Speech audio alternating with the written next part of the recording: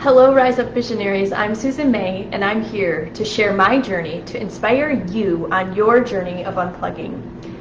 Well, it feels like it has been quite a long time. Most of you know I was on a pretty big trip from Florida up to New York to visit family, and I shared a post yesterday saying sometimes I just want to skip the hard parts, and it seemed to really resonate with a lot of people. A lot of people can identify with that feeling of just wanting to escape when things are difficult. And for myself, many of you know that I've been keeping up with my emails or my posts that my family is going through a difficult time right now with my father's health. And the way it's manifested in my body, besides being extremely sad, is anxiety. Sometimes it almost feels panicky, like to the point of even feeling sick to my stomach.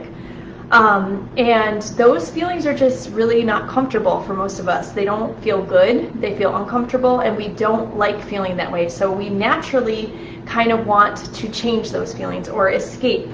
But of course, we can't skip the hard parts in life. That's not the way life works. We don't have time machines where we can just go forward in time or go backwards. So what are some ways that we can deal with these difficult times in our life in a healthy way, a healthier way than maybe distraction? Maybe sometimes we eat lots of yummy comfort food, or we drink alcohol. We might avoid people or conversations that just feel too difficult to have. So here are some things that have really been helping me in the past couple of months. The first thing is when you're feeling uncomfortable and you're feeling those just icky feelings, maybe it's very anxious or just feeling so depressed or sad, it's really important that you allow the feelings and you accept them, and that you don't try to distract yourself away from them. So just sit with the feelings, really let them go. If that means crying, cry. I have cried more in the past 2 months than maybe the past year. It's been a lot of tears. Feelings are not wrong. They're never wrong. They're not your enemy. But they are messengers, and they are signals to us of things maybe we need to pay attention to. So the other thing that's been super helpful for me is really focusing on my breathing and breathing really deeply, specifically breathing into my stomach, like way down into here, and feeling my stomach expand, especially when I have that feeling in the pit of my stomach. Oh my gosh, can you see my dog? She's going nuts. That really like sick to my stomach feeling. Breathing into my belly really almost alleviates that pretty fast, pretty immediately. So that is super, super helpful. So focusing on your breathing, taking really deep breaths in through your nose, out through your mouth, into your belly. It's so powerful. Praying and meditating for whatever you feel like you're lacking in the moment. I have been praying for strength a lot, and it has been really helpful. I can feel immediately, I feel stronger. So those things have all been so helpful for me for riding those uncomfortable feelings out and just not trying to distract myself away from them. And the gift of not distracting yourself from your feelings is that you let them run the course. If you try to distract yourself, or if you try to squash the feelings, then it's going to come out in other ways that maybe will be even more uncomfortable. Like if you just try to squash your sadness or your anxiety, you might take it out on your loved ones later because you haven't dealt with those emotions and they're just building up inside of you. So once the feelings pass, you're going to feel calmer.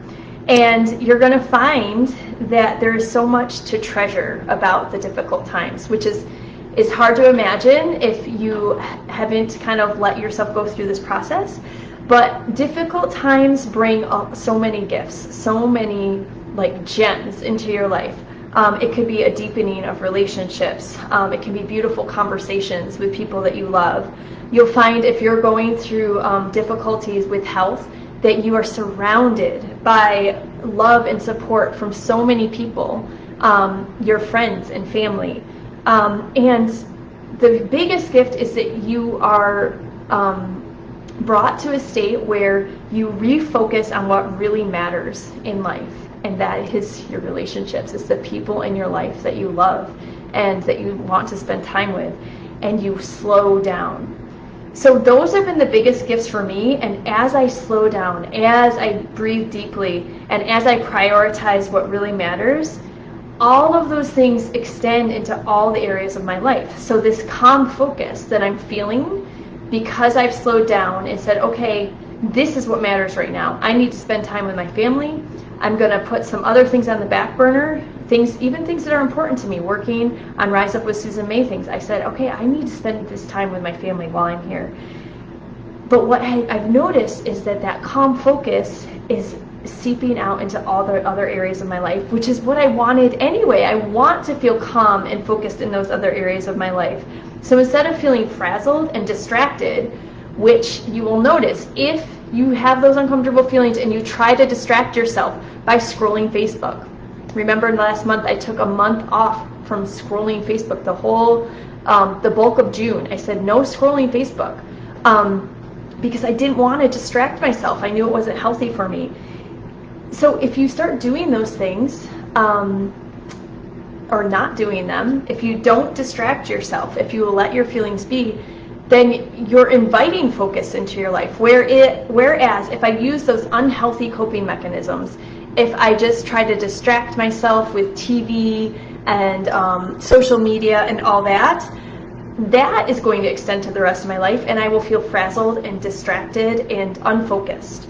And so those are some really powerful gifts that if you are willing to just sit in your uncomfortableness for a little while, to allow it, and also to have those hard conversations with people you love. If you need to tell people you love how you really feel about them, how much you love them, how much they mean to you. And yes, it will make you cry, it will make them cry, but crying is healing, it's cleansing. I love you all very much. I'm excited to be back home and to be reconnecting with everyone. One more thing I want to tell you about is I'm doing a giveaway right now to celebrate 1 year of Rise Up with Susan May. And I have these beautiful bracelets to give away. And so far, I don't think anyone has told me that they've shared. So on one side it says, you know what it says, be bold, be brave, be you. And the other side says Rise Up with Susan May. I would love to send you 2 of these bracelets, one for you and one for a friend. All you need to do, and I'm going to change it up a little bit, share any post, any video that really spoke to you with a fellow medical freedom advocate, or maybe they don't even know they're a medical freedom advocate, but you can just sense that they know things aren't quite right, and something, you know that something I've shared might resonate with them. Just share something, a video from my YouTube, from Facebook, whatever, and then let me know in a comment or a message that you shared, and I will put you in a drawing to win 2 of these. I have 5 sets. So that is your call to action today. Share something and let me know, and I will enter you in the drawing for these really cool bracelets. I'm enjoying wearing mine every day. It reminds me of what I want my focus to be and who I am. And maybe that could be a little reminder for you too. So I'm going to sign off, and I'm just thrilled to be back, and I can't wait to hear from you. Always remember, be bold, be brave, be you, because who else is there to be? I love you all, and I'll see you all again soon. Bye.